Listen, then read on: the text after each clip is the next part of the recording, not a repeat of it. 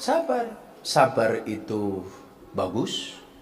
Sabar itu indah. Indahnya kapan? Ya sabar saja. Jadi sebenarnya nggak ada satu manusia pun yang nggak diuji oleh Allah. Cuman bentuknya beda-beda, Dok. Saya diuji, Anda diuji. Semuanya diuji. Presiden diuji, rakyat diuji.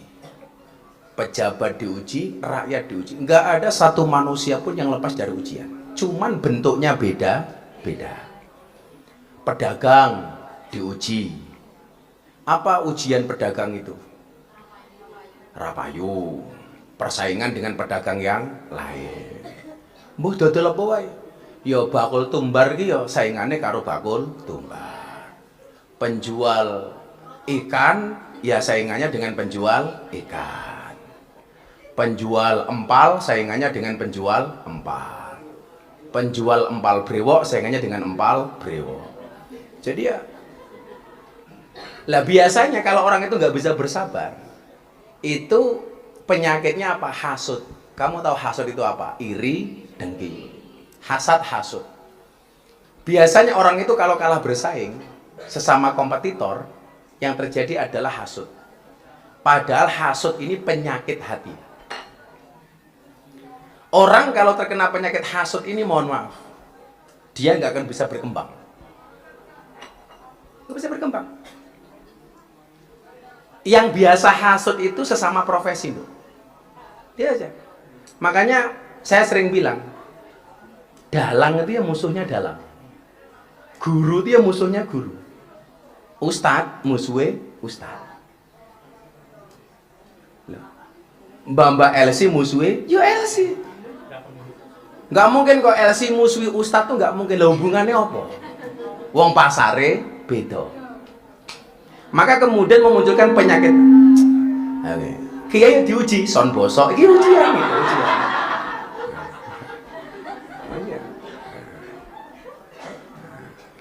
Kalau ini bukan masalah hasud, tapi masalah profesionalisme. Mosok son pengajian kalah karo son rum gila. Son rume wena, son pengajian ngangung-ngangung. Atau saya curiga, jangan-jangan tukang sonnya tamu rum.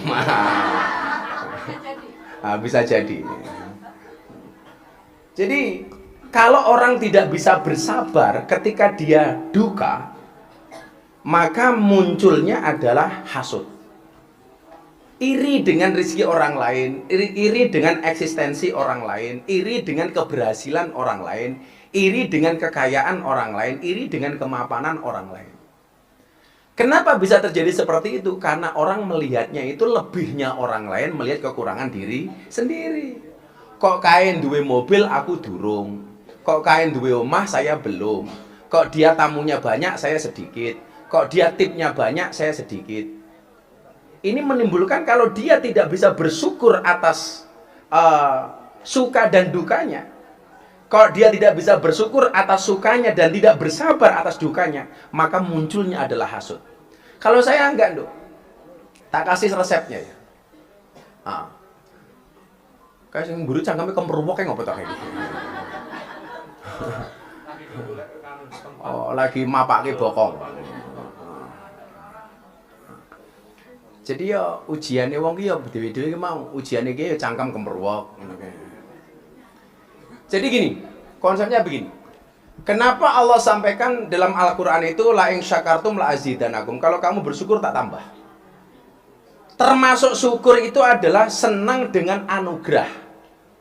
Baik anugerah yang diberikan kepada kita maupun anugerah yang diberikan kepada orang lain. Contoh begini. Kok ada temanmu mendapatkan rezeki, mendapatkan rezeki kamu senang, maka rezekinya akan nular. Kok teman kamu dikasih kekayaan, kamu ikut senang, maka kekayaannya akan nular. Logika sederhananya begini. Yang dikasih orang lain saja dia senang, apalagi kalau saya kasih sendiri. Tapi sebaliknya, kok ada orang lain punya kekayaan, punya kebahagiaan, kamu hasud, kamu nggak akan dikasih sama Allah. Yang dikasih yang lain saja dia bergaya, apalagi kalau saya kasih sendiri. Sing mburi cangkeme kae lho. Yang belakang kalau ngomong aja pergi aja, enggak usah di situ, aku ngaji Mbak yuk, malah cerewet bae sing mburi kayak. Yang belakang. Tak santet meteng lho kowe. Iki sing mbak-mbake wanteng kok sing mburi malah wewet bae.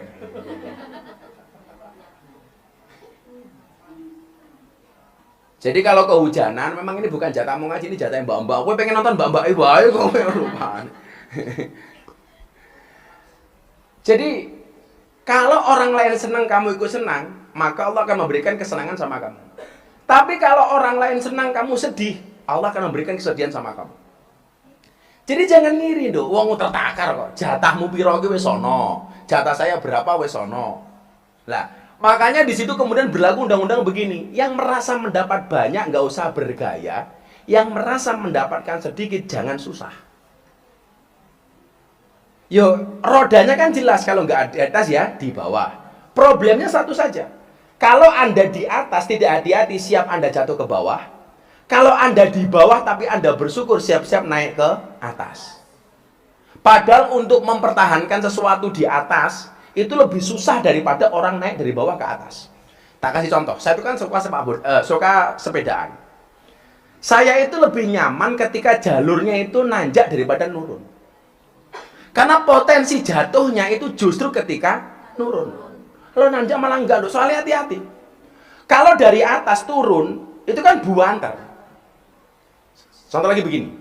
Potensi kecelakaan di jalan raya itu justru lebih besar ketika jalan itu sepi dibandingkan ramai.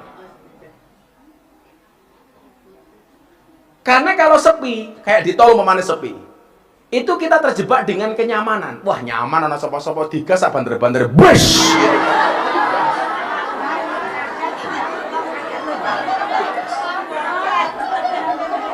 Ya Pak dan Ramel ya? Ya.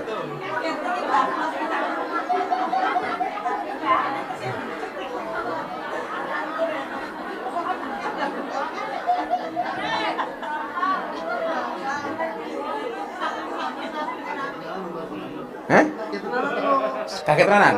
Oh gampang, ada ambulan kok. Kalau kamu kaget tuh berarti bersyukur masih punya jantung. Kalau nggak kaget, jangan-jangan nggak punya jantung. Apa bedanya Pak Rudi sama pisang? Kalau pisang itu jantungnya di bawah, pisangnya di atas. Kalau Pak Rudi jantungnya di atas, pisangnya di bawah. Jadi kalau jalannya itu sepi, potensi kecelakaannya itu lebih besar. Karena apa? Kita merasa nyaman banget. Wah, sepi, banter. Tapi kalau dalam keadaan macet kayak di Malioboro itu malah kecil potensi kecelakaan. Karena orang hati-hati. Lah, orang itu kalau dikasih zona nyaman terus, itu biasanya potensi jatuhnya itu lebih besar. Kalau dia tidak hati-hati. Saya itu naik sepeda ke atas sampai Wangon itu, yang bawahnya Merapi itu sama sekali nggak jatuh, Pak. Padahal naiknya tuh elevasinya itu sampai 13-14. Pelan-pelan waton iso nanjak dipancal. Pelan-pelan. Tapi begitu dari atas turun ke bawah, jatuh saya.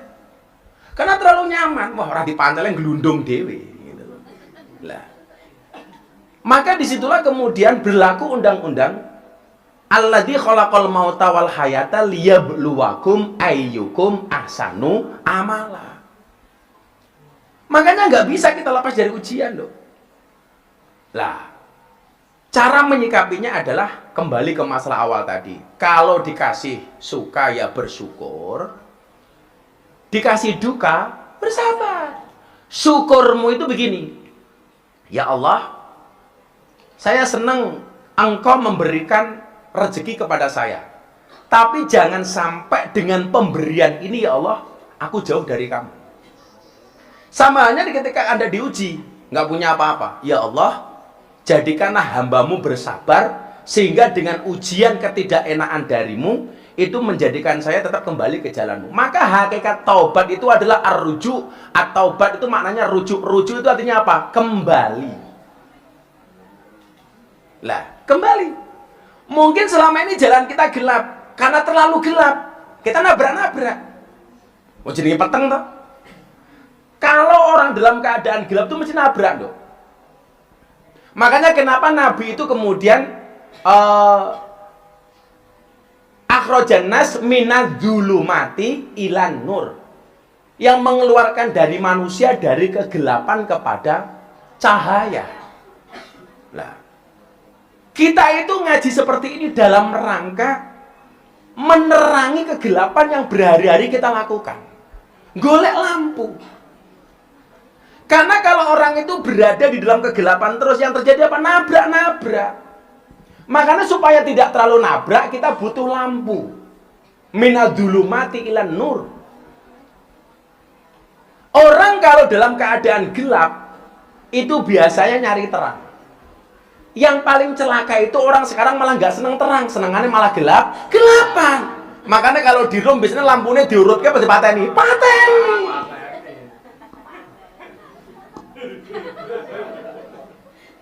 Bener nggak?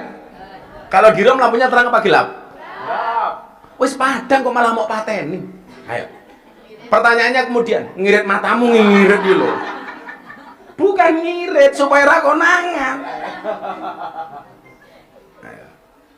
Nah, orang itu ketika berada pada kegelapan, katakanlah gelap ini kamu anggap dosa gitu aja. Zulumat ini maknanya dosa.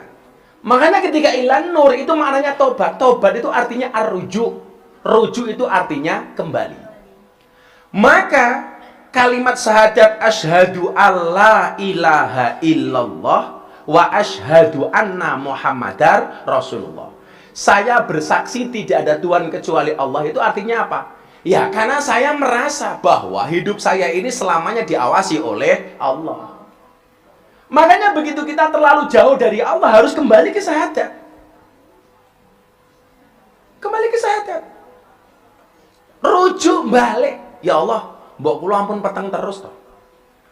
Karena potensi peteng itu mesti nabrak-nabrak, semuanya ditabrak, aturan ditabrak, perintah larangan Allah ditabrak. Di situ kita butuh cahaya. Kayak sing mburi cangkeme ngopo to, Cah? Kowe iki urusanku karo mbak-mbak, kowe lara daripada trepnya mulya wae. Mulya. Aku iki sing penting mbak-mbak ini jero iki lho. Awakmu krungu alhamdulillah ora ya wis salah satu kang sone iki lho. Tapi aja bengok-bengok. Kowe ra bengok wis ra krungu apa meneh kowe bengok gitu lho. Wis nikmatono wae. Kowe lara sendel aku minimal delok bokonge mbak-mbak iki lho. Malah bengok-bengok wae. Malah ganggu. Kok daripada Pak Dan Rame takon mudun lho iku. Oh, RW ini kira-kira RW ini. Pak RW ini Pak RW. Itu di sana Bapak. Oh, Sarjono iki malah ngumpul mbak-mbak. Ayo John.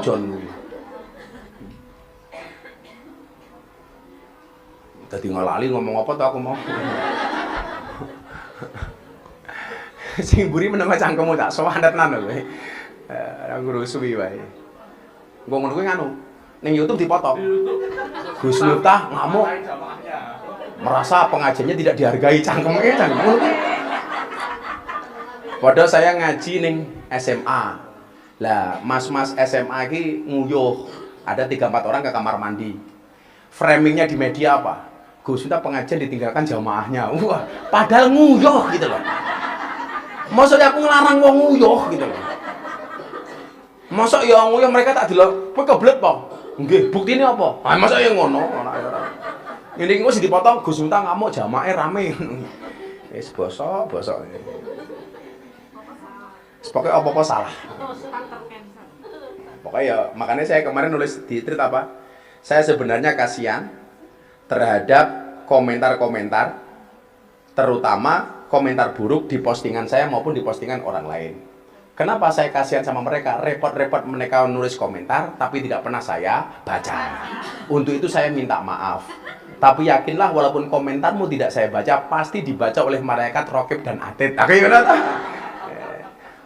Jadi orang-orang itu kalau harus menghancurkan saya dengan komentar-komentar tak guyu. Ya rata tak waca kok. Orang menggawean ya nduk ya. Nah, aku lagi komentari wongnya santai wae. Skip saja. Apa meneh kaya Pak Rudi ngono. Rudi gemuk. Aja mau batin Rud. Ya mangke nyatane gemuk Rud. Jadi gitu. Kembali kepada cahaya. Kembali kepada cahaya. Kenapa kita harus kembali kepada cahaya? Kamu harus yakin, Dok. Yakinnya di mana? Bahwa pintu itu selalu terbuka.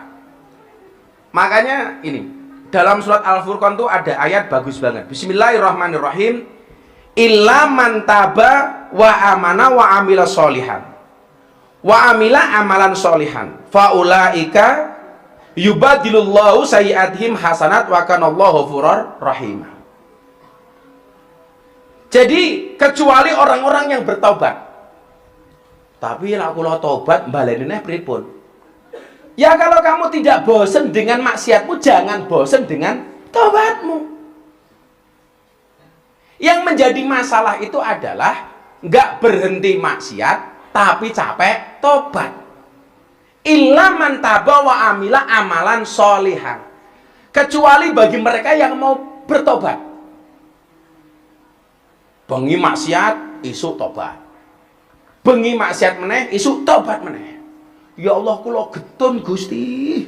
Wa dalu kula wis ngerum, kula getun. Mabuk kula berlebih-lebihan. Turu. Bengi macak kerja meneh. Tak tung dundang dung, tak tung dundang dung. Isuk nangis meneh. Ya Allah, ternyata kula baleni meneh, kula luput Gusti. Saya minta maaf Gusti. Pun mboten kula ulangi. Ndalah bengi neh.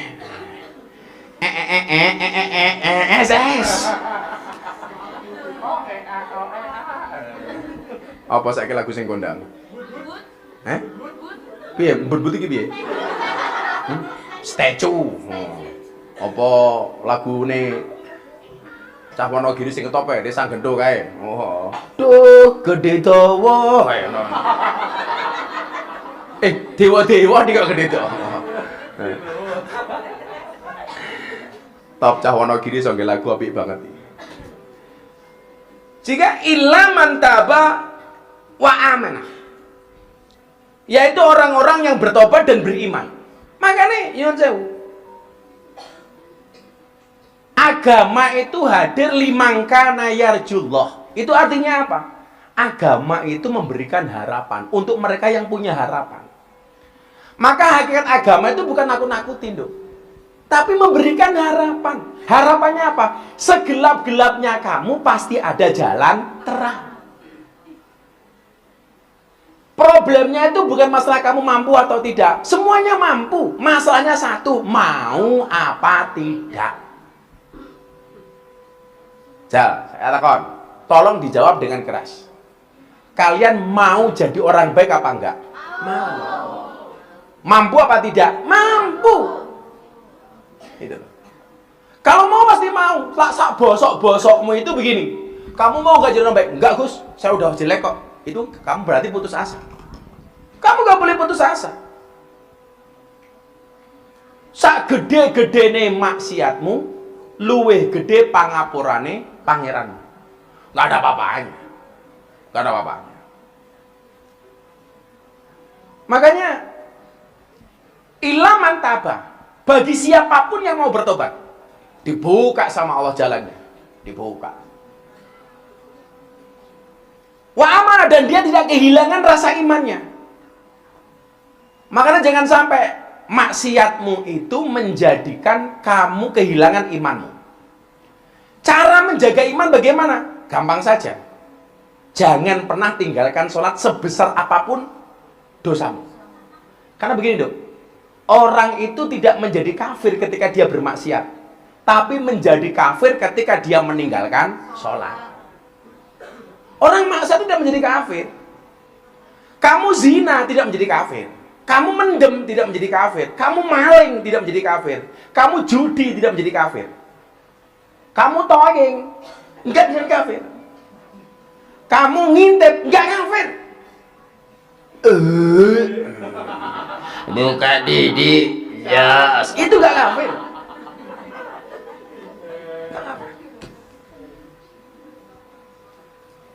Tapi kalau kamu meninggalkan sholat, kafir. Makanya al-ahdul ladzi bainana wa bainahumus shalah, famang taroka faqad kafaro. Yang meninggalkan sholat berarti dia kafir. Makanya kemudian apa? Ini harus menjadi prinsip. Mbak, rungok tenan. Prinsip kamu satu. Sebesar apapun maksiatmu, tolong jangan pernah tinggalkan sholat. Yang di belakang, sholat. Sholat.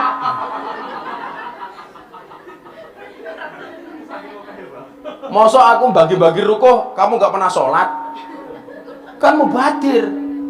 Tak bagi rukuh malah ngelemek.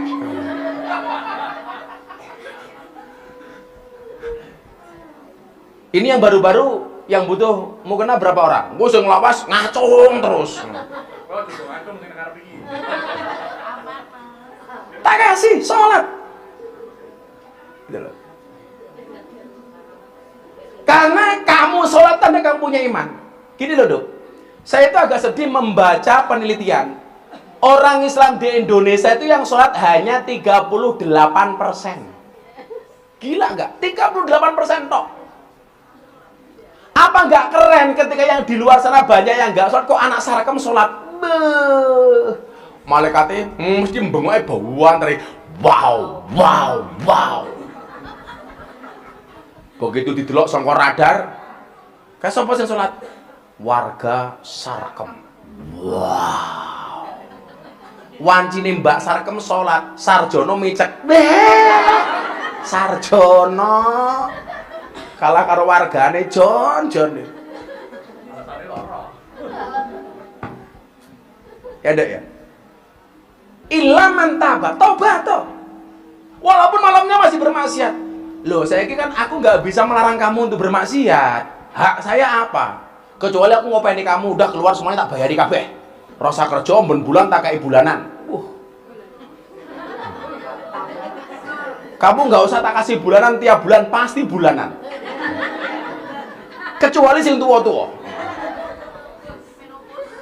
Kamu tahu menopause itu artinya apa? Men ora poso terus. Maka namanya menopause. Wa amila amalan solehan, dan yang mengerjakan amal soleh sekecil apapun kebaikan itu kamu lakukan, bahkan dengan hanya membuang duri di jalan. Liwat ono kerikil kamu singkirkan, itu udah kebaikan. Cuma malah mau nambahi kerikil. Makanya saya itu sampai terbiasa begini. Kenapa kalau saya masuk toilet, terutama di toilet umum, kenapa mesti saya bawa tisu? Selain untuk bersih-bersih saya, itu untuk membersihkan toiletnya. Saya itu sangat tidak nyaman ketika toilet umum itu dalam keadaan basah. Maka kalau saya masuk, tak lap dulu. Dan saya keluar selesai cebok, tak lap lagi. Harapan saya satu, tidak ngerepoti orang yang masuk toilet setelah saya. Coba kalau semua orang punya prinsip seperti itu, nggak ada toilet jorok. Kadang-kadang, ya Allah, mohon maaf ya, wis ngerokok, ngisi suwe, ya kan? Puntung rokoknya dibuang di kloset, begitu keluar nggak disiram, wongnya ya teko. Ayo, apa mana ning rum-rum karaoke gue ya ta? Wis mabuk kebelet nguyuh, wis ngono kae. Wis nguyuhe nyuwun sewu ketoke ning dhuwur kloset. Was, jabres anggon-nggon kae. Lah kepiye? Wis nguyuhe mabuk ngadeg, waduh. Sing mumet ora mau ndas dhuwur. Ndas ngisor ya meru mumet. Nguyuh karo ngene.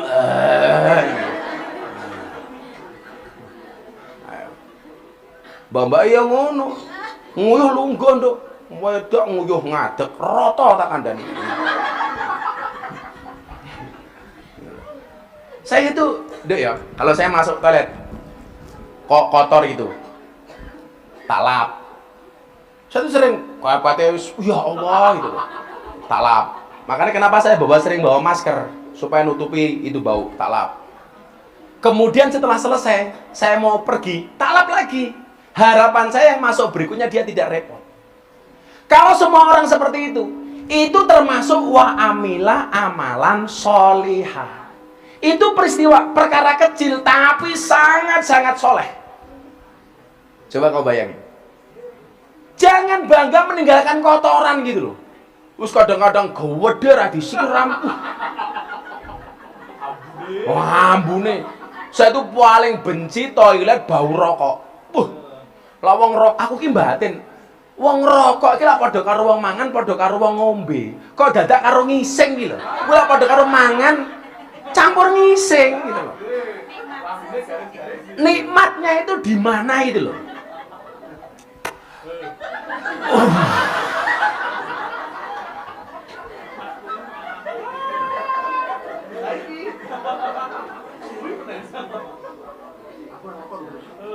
Aku tuh heran, belum ya. Saya nggak protes bagi kamu yang merokok itu nggak protes. Tapi mbok yo yang sing tertib lah. Kadang-kadang rokoknya dikasih kloset tapi nggak disiram. Campur karo pisang goreng gede-gede kan. Ya Allah. Saya tuh seneng banget ditakdir tidak ngerokok itu saya seneng banget. Beneran. Saya tuh alhamdulillah cangkem saya belum pernah ngerokok. Jajal sekali aja mutah-mutah saya. Loh, kalau Pak Rudi nggak ngerokok bukan karena nggak doyan, karena nggak kuat beli saja itu loh. Kalau saya ngerokok mungkin saya nggak perlu beli lah. Bocah-bocah SGM, PGM, tekoyos. Nah, karena aku duwe guse. Jadi wa amila amalan sholihan. Termasuk kemudian mohon maaf mamane, menjaga kebersihan lingkungan, menjaga kebersihan rumah. Itu termasuk wa amala amalan sholihan. Wa amala amalan sholihan. Wa amila amalan sholihan. Kok kamu tahu temenmu malam itu nggak laku atau pas rande duit? Wah, koncoku mesake itu nggak punya uang. Kayaknya makan saja susah. Tak belikan nasi bungkus. Itu termasuk wa amila amalan sholihan. Oh, koncoku mau berangkat ngaji nggak berani. Kayaknya dia nggak punya jilbab. Tak sili. Itu termasuk amalan sholihan. Walaupun perempuan itu rata-rata bohong. Jilbab rong lemari ya bilangnya nggak punya jilbab. Oh, perempuan setiap mau pengajian bingung. Aduh, orang dia jilbab. Lah wong lanang lah simpel, Nduk. Mau pengajian itu, mau bajunya grey ya jilbab pecinya hitam, bajunya putih pecinya hitam, bajunya merah pecinya hitam. Coba perempuan, harus matching. Harus matching. Bila perlu matching itu tidak hanya jilbab dengan pakaiannya, sak make up. Jilbab pink yo make up pink. Lipstike pink. Iki apa ngene jenenge iki? Esedone pink. Bajune pink, roke pink, sandale pink, sak sempake pink. Lah wong lanang iki bajune apa pecine sama. Pecine sama. Nggak mungkin kok kemudian Pak Rudi ki bajune pink, pecine pink. Nggak mungkin.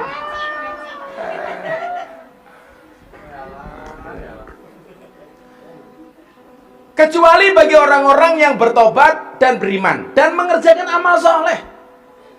Sekecil apapun itu, Nduk, kamu lakukan. Oh, koncoku kayak sakit. Katanya perlu dimotivasi, kamu motivasi, datang, itu termasuk amal soleh. Semangat yuk, tanggung jawab masih besar, kamu masih punya anak di rumah, ada orang tua yang harus kamu bahagiakan. Ayo sembuh.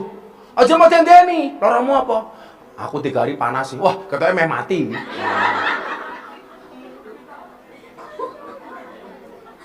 Itu nanti matinya bukan karena penyakit, mergo cangkemmu tak kandhani. Jangan. Bawain makanan kesukaannya. Itu loh. Makanya saya cerita, kalau di Arab Saudi itu orang sedekah itu gila-gilaan. Apalagi musim haji kayak ini. Itu kalau orang sedekah di Arab itu, apalagi pas wukuf di Arafah itu, subhanallah. Jeruk sak kontainer. Apel sak kontainer. Beneran, pisang sak kontainer. Lah wong sarekem ki ya Allah, jeruk telu ngenteni kancane loro. Kancane loro baru gawane jeruk telu. Kue niate siji, sesuk gantian aku loro ganti digawake. Jadi wa amila amalan solehah, sekecil apapun itu. Faulaika yubadilullah sayyi'atihim hasanat. maka kejahatan mereka diganti oleh Allah dengan kebaikan. Makanya kalau konteks kita di sini sederhana saja. Ikutilah perbuatan burukmu dengan perbuatan baikmu. Aku ketoknya kebablasan iki maksiate. Aku sedekah gitu. Aku ketoknya mambengi mabuke kakek nih. Aku nukokke makan anak yatim Itu namanya mengikuti amal perbuatan jelek dengan perbuatan baik. Aja mau tumpuk dhewe, maksiat mau borong dhewe, wis mendem ngrasani kancane, hasud, jangankan kancane, kiai ini teko ya dirasani. Aku yo krasa. Kok ya teko.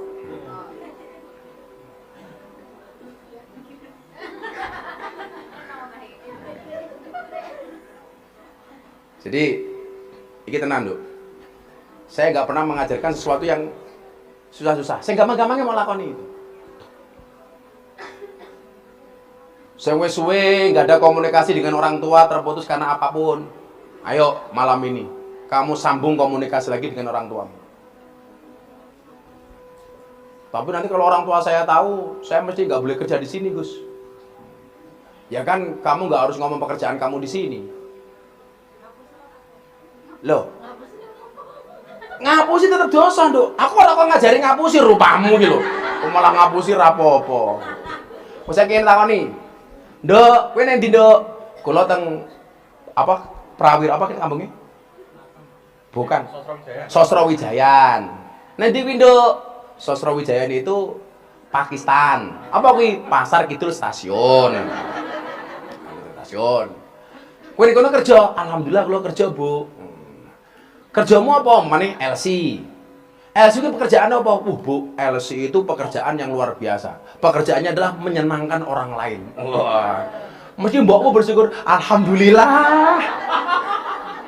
Pekerjaanmu terpuji, Nduk, gitu. Nyenengke wong. Bukankah menyenangkan orang lain itu berpahala?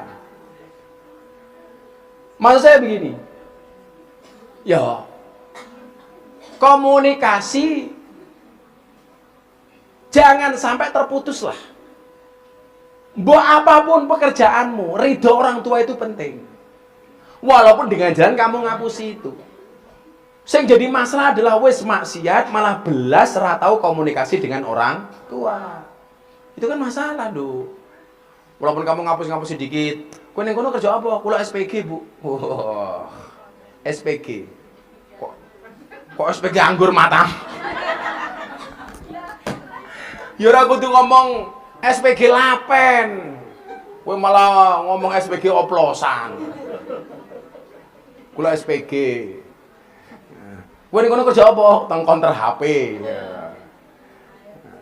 Kowe ning kono apa maneh? Kula takon wong tuamu, kerjamu apa, Nduk? Kamu jawabnya apa? ART.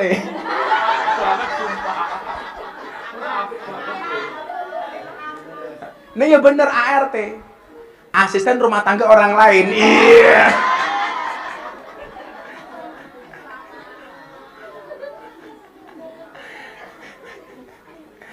Pinterin Mbak jawabnya. ART. Kreatif itu. Kamu tahu kreatif itu apa? Kreatif. Maka dalam sebuah hadis qudsi yang diriwayatkan oleh Imam At-Tirmidzi, apa kata Allah? Ya ibadi, innakum tukhti'una bil-laili wan-nahar. Wahai hambaku, kalian tuh nggak diceluk wahai pemandu karaoke, enggak. Allah nggak manggil kalian wahai para pemabuk, enggak. Allah nggak manggil kalian wahai peminum oplosan, enggak. Sejahat-jahatnya kita, sejelek-jeleknya kita, Allah masih mengakui kita sebagai hambanya. Hai hambaku. Apa nggak matur nuwun Nduk? Kue diceluk tamumu waduh kekasih hatiku senenge ya Allah, silite mekrok tak kandhani. Diceluk karo tamune, wahai bidadariku, senenge. Wow. Ini dipanggil oleh Allah apa? Hambaku. Allah nggak manggil kamu wahai pembuka botol. Enggak. Kamu tukang selingkuh, Allah enggak manggil kamu wahai tukang selingkuh. Enggak. Kamu mengganggu rumah tangga orang lain, wahai pelakor. Enggak. Ora ana ning anu kok wahai pelakor. Enggak ada. Enggak.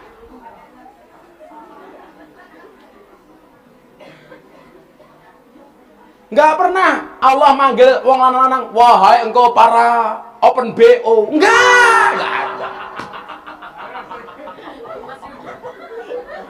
Enggak ada. Orang. Oh, ini Pak Rudi, wahai engkau tukang nambah bojo. Enggak. Enggak ada. Apa awakmu sing gaweane ngrasani? Wahai cangkemmu sing gaweane ngrasani. Enggak.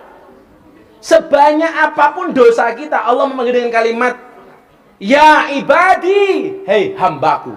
Hei hambaku yang ada di Sarkem, hei hambaku yang ada di Sosrawijayan, hei hambaku yang ada di Tugu, hei hambaku yang ada apa? Ulang Tugu ke? Wahai hambaku yang ada di Ngebong.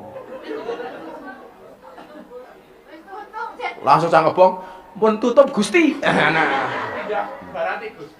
Pindah baratnya lagi di mana? Jelageran. Kenapa Yuda apa? Sing pindah yo iki. Solusi terbaik. Wahai hambaku di Jelageran, semuanya dipanggil semua sama Allah dengan kalimat yang sangat sayang. Makanya kita tuh nggak boleh memanggil orang itu dengan profesi jeleknya umpamanya. Oh dasar pelakor. Nggak. Oh tukang maling, nggak boleh.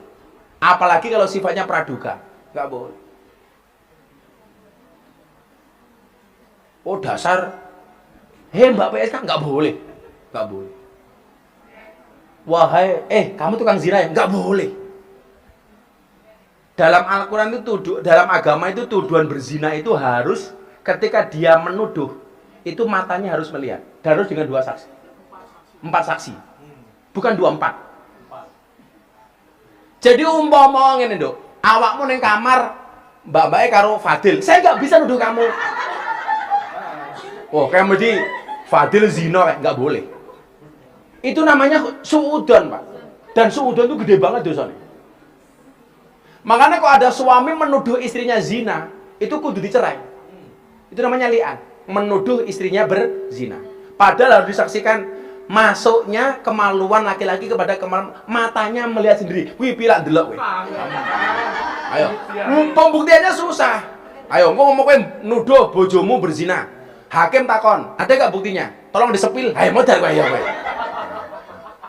Saya melihat sendiri dengan kepala mata saya sendiri mereka berdua masuk kamar. Apakah di kamar pasti terjadi hubungan? Belum tentu.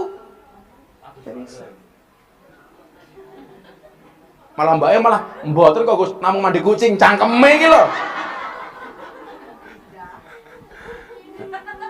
Enggak gampang nuduh orang, enggak gampang. Aku curiga karo cakae.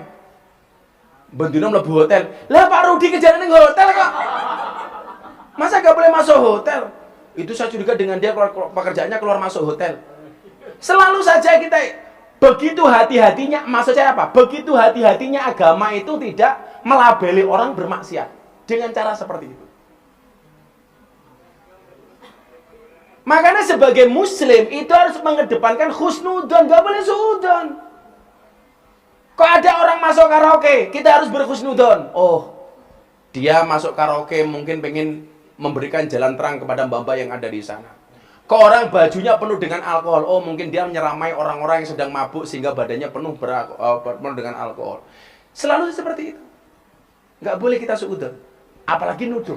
Karena Allah mengatakan ya ibadi innakum tukhti'una billaili wan nahar. Kamu itu berbuat salah siang dan malam. Kamu itu berbuat dosa pada siang hari dan malam hari. Tapi kemudian apa? Wa ana aghfiru dzunuba jami'a, dan aku kata Allah akan mengampuni dosa-dosamu semuanya. Kalau memahami ini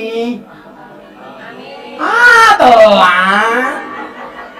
Oh, Sri Buri amin. Sarjono amin. Oh, hilang Sarjono. Wa ana aghfiru dzunuba jami'a kata Allah, dan aku mengampuni dosa kalian semuanya. Coba. Wa ana aghfiru dzunuba jami'a. Maka kemudian apa? Fastaghfiruni kata Allah, beristighfarlah kepadaku kata Allah. Memohon ampunlah kepadaku. Bertobatlah kepadaku. Maka kemudian apa? Aghfir lakum, maka aku akan mengampunimu. Ngono dong. Wong metu karo langsung astagfirullah kula khilaf Gusti.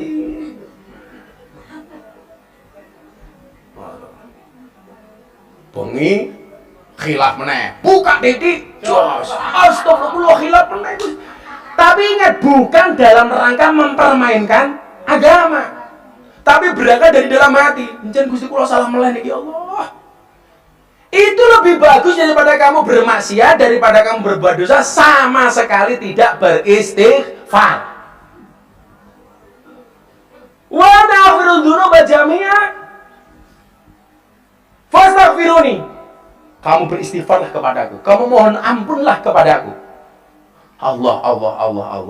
Aghfir lakum, saya pastikan aku pasti akan mengampuni dosamu.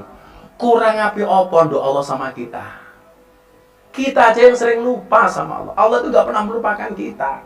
Kalau Allah pengen melupakan orang Sosrawijaya itu gampang banget. Caranya bagaimana? Allah menghentikan semua tamu gak datang ke Sosrawijaya. Nyatanya tetap ono tamu. Mergo Allah sayang karo awakmu, tapi awakmu sing ora tau sayang karo Allah. Allah gak pernah melupakan kita, tapi kita yang sering melupakan Allah. Allah gak pernah kejam sama kita, tapi kita yang kejam sama Allah. Allah selalu berbuat baik sama kita, tapi kebaikan-kebaikan itu tidak pernah kita balas dengan kebaikan kita. Maka fastaghfiruni, istighfar karo aku kata Allah. Aghfir lakum, aku akan mengampuni kamu semuanya. Hadis ini tidak hanya untuk kamu, terutama untuk saya. Tidak untuk kamu. Ini saya membaca hadis ini untuk saya. Kebetulan kamu ikut mendengarkan. Sehingga saya ya beristighfar, kamu juga beristighfar. Saya minta ampun, kamu juga minta ampun. Belum tentu untuk maksiat saya itu lebih sedikit dibandingkan kamu. Bisa jadi kamu maksiat terang-terangan, saya tersembunyi-sembunyi. Siapa yang bisa menjamin? Gak ada yang bisa menjamin. Makanya saya itu gak seneng ya kalau ada orang lain umpamanya dibongkar asusilanya. Kita mengatakan, wow dasar, kamu jangan sok suci. Kamu itu kelihatan suci karena kamu belum terbongkar, belum ketahuan. Ada orang korupsi, oh dasar koruptor. Koruptor itu kalau sudah ketangkap maling uang rakyat dan sudah ketangkap. Walaupun dia maling duitnya rakyat tapi belum ketangkap, belum diarani koruptor. Apakah yang maling duitnya rakyat hanya itu toh? Enggak, masih banyak yang lain. Cuman yang itu ketahuan, kamu belum ketahuan. Kan begitu. Bukan kok kamu toh yang punya mak, saya juga banyak. Makanya tugas kita itu apa? Saling mengingatkan. Aku ngelek ke awakmu, awakmu ngelek ke aku. Fastaghfiruni, mohon ampunlah kepada aku kata Allah. Aghfir lakum, maka aku akan mengampunimu kata Allah. Mudah-mudahan dosa kita semuanya diampuni oleh Allah. Amin. Yo, relax, takon-takon, sing takon tak sangoni. Gak ada. Kita akhiri pengajian kita. Wah. Saya tak minum dulu. Wah, aku semakin mereka gitu loh. Balik.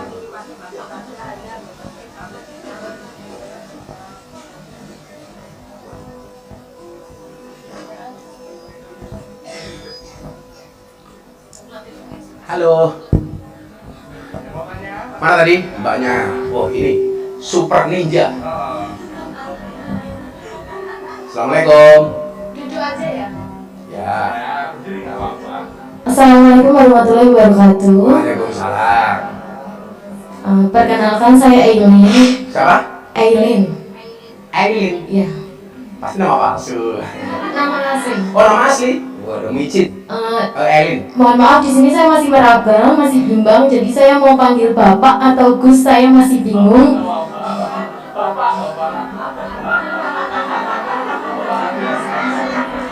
Ini ya, dia lah. Apapun boleh. Beb juga boleh. Wow, tukang soriknya jadi diambil kan orang. Saya sabar. Kenapa Mbak Elin? Gini, Sekarang manggil apa saja boleh? Gini Gus, kebetulan saya ini mualaf. Alhamdulillah. Saya mualaf tahun 2022. Tapi setelah saya mualaf ini, ujian yang saya lalui ini seperti kok makin sulit gitu loh. Jadi menurut saya bingung. Bingungnya gini, ini tuh ujian atau petunjuk? Pertama itu kayak saya pengen mencari jalan lebih terang tapi sulit. Ini tuh petunjuk, saya harus balik lagi ke belakang atau saya terus jalan gitu. Oke. Itu aja pertanyaan, soalnya itu kayak mengganjal di hati. Enggak. Kamu mualaf dulu karena apa? Kebetulan saya menikah. Jadi karena lanangan apa karena hidayah? Gini, saya tadinya non muslim kan, mata suami saya non muslim. Iya masih non muslim, lara muslim orang mualaf sini. Lin. Terus? Karena keluarga besar saya sebagian nih non, sebagian muslim. Tapi terus, saya suamimu non. muslim? Suami saya non. Oh non juga? Iya. Oh. Saya mualaf karena pertama ya tuntutan orang tua, tuntutan ibu sih yang pertama. Terus ya udah saya ikutin. Tapi setelah mualaf nih kayak makin sulit gitu loh Gus. Kayak apa yang saya lalui itu berat, tambah berat, makin tahun tuh tambah berat. Jadi yang itu yang ganjel di hati saya itu ini ujian atau petunjuk. Tuh saya bimbang di situ. Ya. Bagus banget sih Ail pertanyaannya ini. Dan mu'alaf itu walaupun kaya dia masih berat mendapatkan zakat. Walaupun kaya, mu'alaf itu berat mendapatkan zakat. Walaupun mu'alaf atau qulubu itu masih mendapatkan zakat. Jadi nanti kalau Elin dikasih itu sebagai mu'alaf, bagus banget. Bukan sebagai LC, sebagai mu'alaf. Jadi begini Lin malah jual-jualan rokan sana gitu.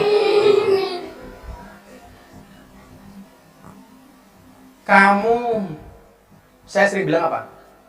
Kamu tidak akan pernah mendapatkan indahnya fajar kalau tidak pernah melalui gelapnya malam. Gak akan pernah. Kamu gak akan pernah menemukan hari raya sebelum melewati puasa. Atau bahasa saya yang lain mengatakan apa? Kalau ada puasanya pasti ada waktu berbukanya. Nah, ketika ujian itu kita lihat dari kacamata yang positif, itu adalah cara Allah menyapa kamu gitu. Makanya hadis yang Abah baca yang kemarin saya sampaikan apa? Idomul jaza ma'a idomil bala. Besarnya pahala itu tergantung besarnya ujian. Semakin besar ujian kamu Lin, akan semakin besar pahala kamu. Semakin banyak ujianmu, semakin banyak Allah menyapamu.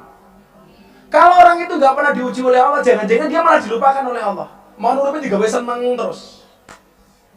Saya tuh tidak hanya kamu Lin, banyak mereka yang mu'alaf justru ketika mu'alaf kok masih malah tambah ujiannya.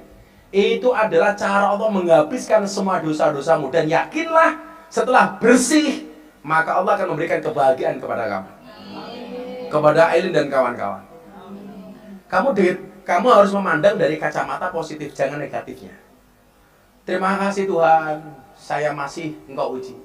Makanya kalau kamu banyak yang membenci, berarti kamu dilihat. Kenapa kamu gak ada yang membenci? Berarti kamu gak pernah dilihat. Dok, kira-kira wong sakmene mbane iki pembencinya paling banyak siapa? Aku.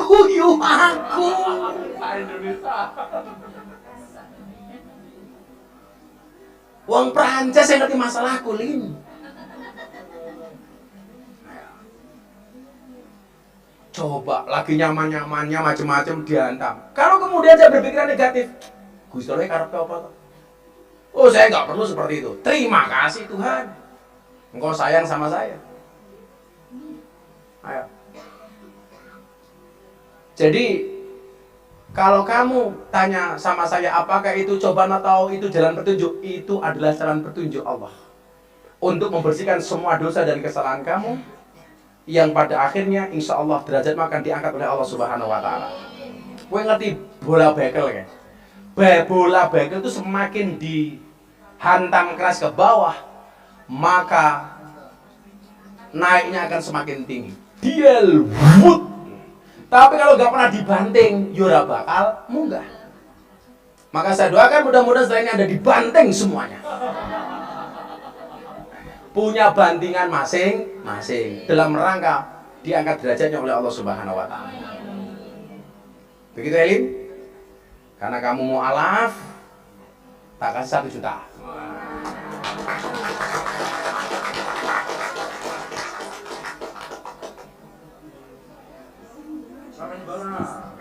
Alin, kasih Mbak Alin itu. Coba. Sebelah sini? Gak ada. Oh ini. Ini. Mic-nya pindah ke sini. Mic-nya digeser. Gus, terima kasih banyak ya. Sama-sama.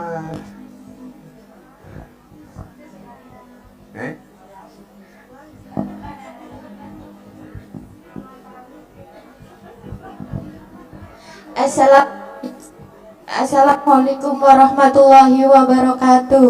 Waalaikumsalam. Perkenalkan, nama saya Lala. Gus, saya mau bertanya, apakah perempuan yang pekerjanya LC bisa masuk surga?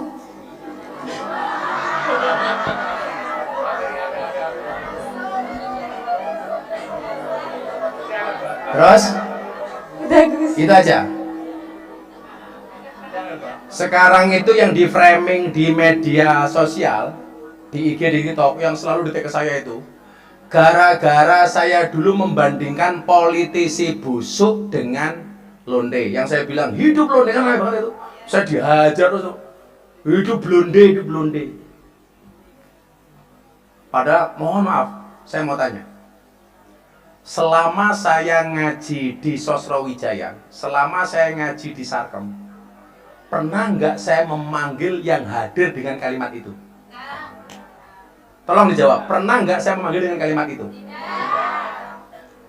Saya, tolong di pojok-pojok sing ke YouTube atau di medsos.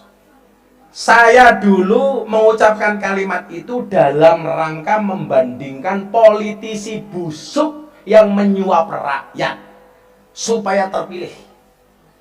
Bahasa saya waktu itu apa? Rakyat disuap 20.000 untuk milih dia. Saya ngomong, sementara mbak-mbak PSK sak jamnya 200.000. Suaranya rakyat 5 tahun dibeli 20.000. Maka saya sindir dengan kalimat sarkas, hidup deh. Sekarang di framing. Gus Miftah penggemar lo.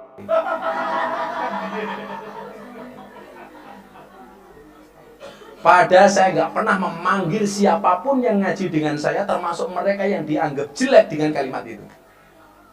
Kenapa?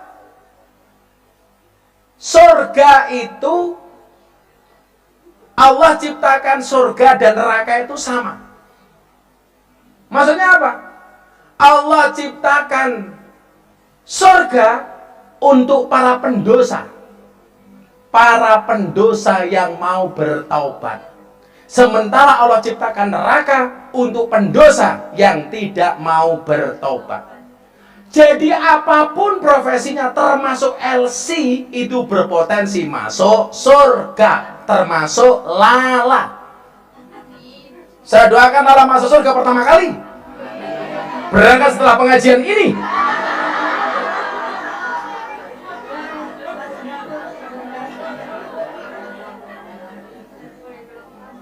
Jadi kayak bertanya pada saya, apakah LC bisa masuk surga? Jawabannya bisa. Saya ulangi dok.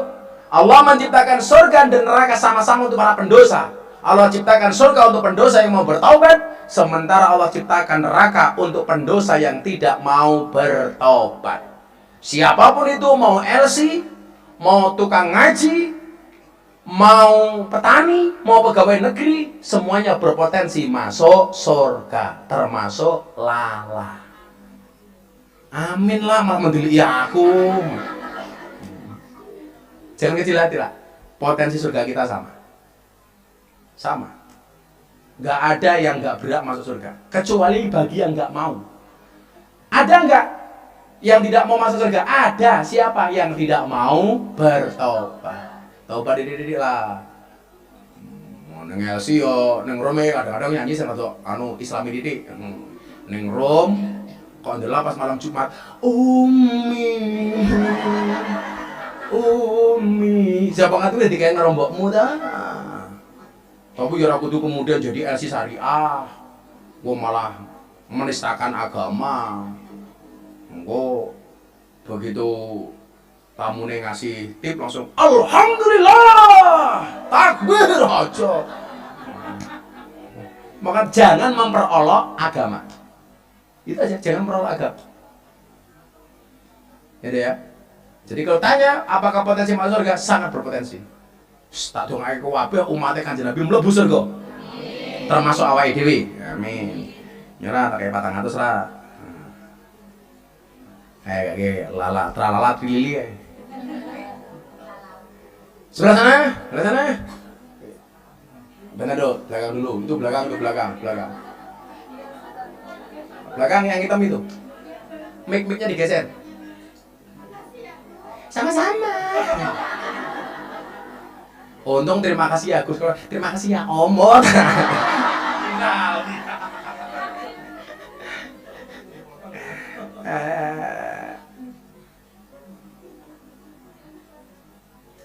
Siapa? Ayo, namanya siapa? Mic-nya mati.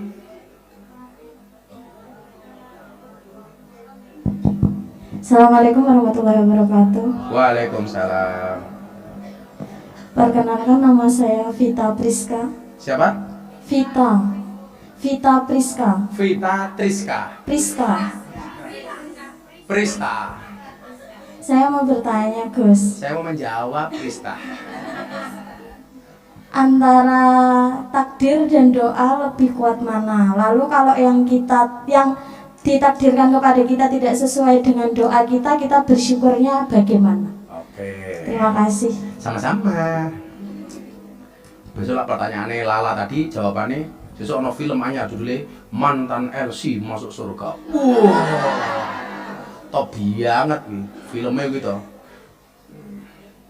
Dengan bintang filmnya Lala. Dengan pemeran utama cowoknya Yuda sebagai Walid. Lala nak boleh.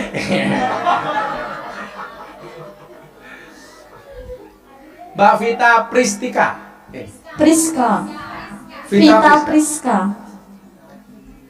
Jadi gini Mbak, takdir itu ketentuan Allah, doa itu proposalnya manusia. Jadi takdir itu ketetapan Allah atas hambanya, sementara doa itu adalah fasilitas yang Allah berikan kepada hambanya. Nah, ada nggak yang bisa merubah takdir? Ono. La yaruddul qada illa biddu'a. Tidak ada yang bisa menolak takdirnya Allah kecuali doa. Dan seringkali Allah itu membatalkan ketentuannya, membatalkan ketetapannya karena mengijabah doa-doa hambanya. Nah, kalau berbicara doa, kenapa dalam doa ada kata-kata semoga? Karena kadang-kadang takdir tidak seindah rencana. Makanya kenapa tak dengar? Semoga diijabah, semoga dikabulkan. Kenapa dalam kalimat doa ada kalimat semoga?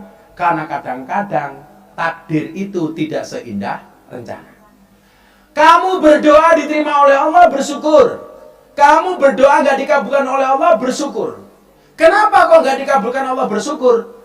Karena berarti takdirnya Allah itu lebih bagus daripada permintaan kita. Dulu Sa'labah itu ketika miskin, dia minta sama Kanjeng Nabi, Nabi, mbok saya didoakan supaya saya kaya.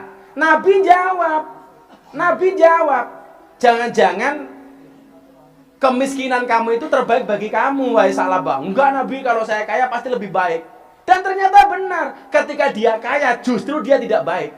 Miskinnya dia baik, kayanya dia tidak baik. Ono kan aneh, Dok. Dia diuji miskin kuat, diuji kaya tidak kuat. Gak punya uang dia kuat, gak punya uang malah tidak kuat.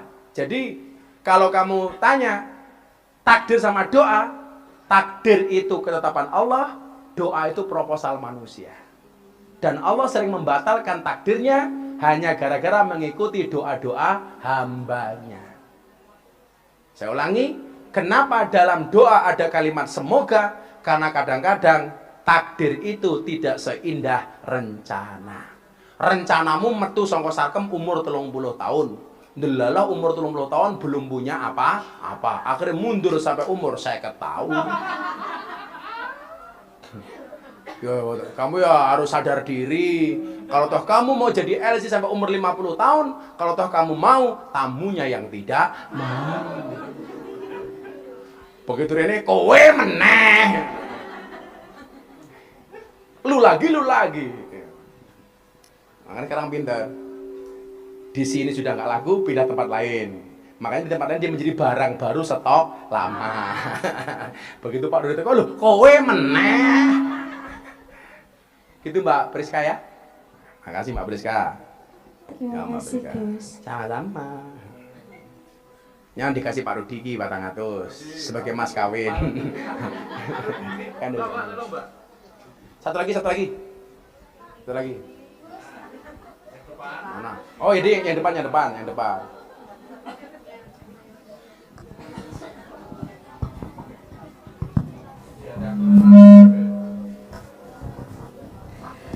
Assalamualaikum warahmatullahi wabarakatuh. Waalaikumsalam. Perkenalkan Gus, nama saya Widi dari Jawa Barat. Siapa? Widi. Oh. Iya, jadi Lala Widi ya. Oh, Lala Widi. Kamu ngefans sama Lala Widi? Enggak, sama Gus aja. Iya.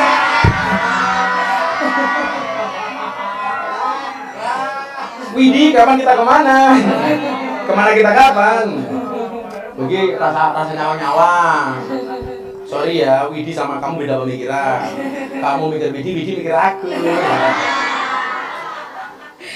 Ya, Gus. Gimana Pak Widi? Saya kan pernah baca ya di salah satu buku. Pembaca buku ternyata. Qurrata Ayun itu dalam konteks agama terutama Islam ya, itu artinya anak yang membawa sumber kebahagiaan atau kesenangan bagi orang tuanya, dan anak yang berakhlak baik dan anak yang taat beribadah.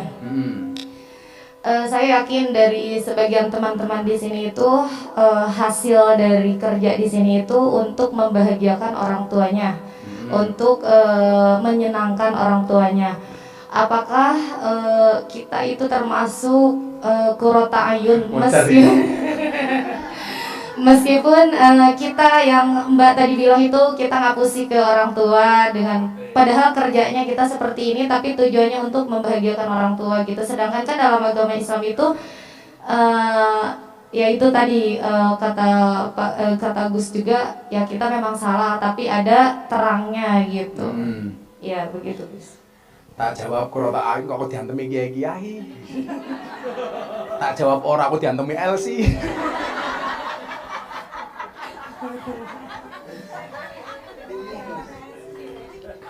Ini aja Dok. Nabi itu pernah ditanya. Nabi, mahual ismu. Dosa itu apa Nabi? Saya jawab ini aja. Nabi jawab, al ismu mahaka fi sodrika wa karihta ayatoliya alaihin nas. Yang namanya perbuatan dosa itu adalah, satu perbuatan yang ketika kamu lakukan hatimu merasa tidak nyaman dan kamu khawatir dilihat oleh orang. Itu perbuatan dosa. Jadi ketika kita lakukan, hatinya tidak nyaman dan kita khawatir dilihat sama orang. Kira-kira orang berbuat maksiat itu hatinya nyaman apa enggak? Enggak. Kira-kira takut enggak kalau diketahui sama orang? Takut, termasuk diketahui sama keluarganya. Sementara ketika Nabi ditanya, "Ya Rasulullah, mawal bir?" Kalau kebaikan itu apa ya Rasulullah? Rasulullah jawab, "Husnul khuluqi." Kebaikan itu adalah akhlak yang baik. Jadi dosa itu perbuatan yang membuat hatimu tidak nyaman, kamu khawatir dia sama orang, sementara kebaikan itu adalah akhlak yang baik. Makanya sekarang begini, diimbangi saja. Perbuatan dosamu itu diimbangi dengan akhlak yang baik. Akhlak yang baik itu apa? Katakanlah begini, perbuatanmu di sini dosa, ismun. Tapi kamu berbuat baik sama orang tua itu adalah bir. Jangan sampai ismun perbuatan dosamu sama sekali tidak ada birnya, sama sekali tidak ada kebaikannya. Lah hasil akhirnya gimana? Pasrah sama Allah. Kalau saya mengatakan, "Wah, itu berarti kamu qurrata ayun," aku diantemin aku. Iki miftahi kepiye? Ayo sih gawane mabuk, dumeh ngene ning wong tua qurrata ayun. Iku kurang ajar. Karena begini, sak bosok-bosoke kita kemudian jangan pernah meninggalkan kebaikan. Apalagi berbuat baik dengan kedua orang tua.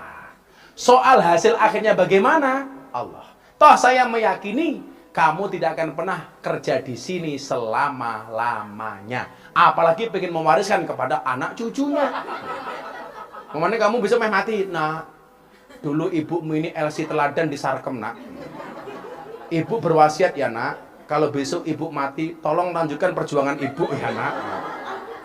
Ada yang punya cita-cita seperti itu? Naudzubillahi min dzalik. Sejelek-jeleknya orang tua pasti anaknya berdoa anaknya menjadi lebih baik. Gak mungkin dong dongone elek. Jadi tetap lanjutkan perbuatan baikmu kepada kedua orang tuamu, walaupun kamu belum bisa meninggalkan kemaksiatanmu. Tapi kamu jangan menganggap merasa saya kan udah berbuat baik berarti saya qurrata a'yun, gak usah. Qurrata a'yun itu penilaian manusia, bukan penilaian diri sendiri. Ngono nduk, aku loh qurrata a'yun, nggak bisa. Kalau kemudian ada orang berhusnudzon sama kamu, oh itu qurrata a'yun, itu urusan orang lain. Makanya kenapa saya selalu mengkampanyekan, walaupun orang banyak dosa ketika mati, kok Mbah Mudenya tanya, ini almarhum baik apa buruk? Tetap saja jawablah baik, jangan dijawab buruk. Kenapa Pak Nanambil? Sederhana saja. Kematian itu adalah proses di mana dia berhenti kemaksiatannya. Jadi mohon maaf, umpama ana tukang mabuk mati. Tiap hari mabuk. Apakah almarhum ini baik atau buruk? Kamu jawab baik. Minimal dengan kematiannya tidak nambah saldo kemaksiatannya. Tidak nambah saldo dosa-dosanya. Oh no. Kok gawane zina Gus, tetap jawab baik. Karena minimal dia sudah berhenti dengan perbuatan dosanya.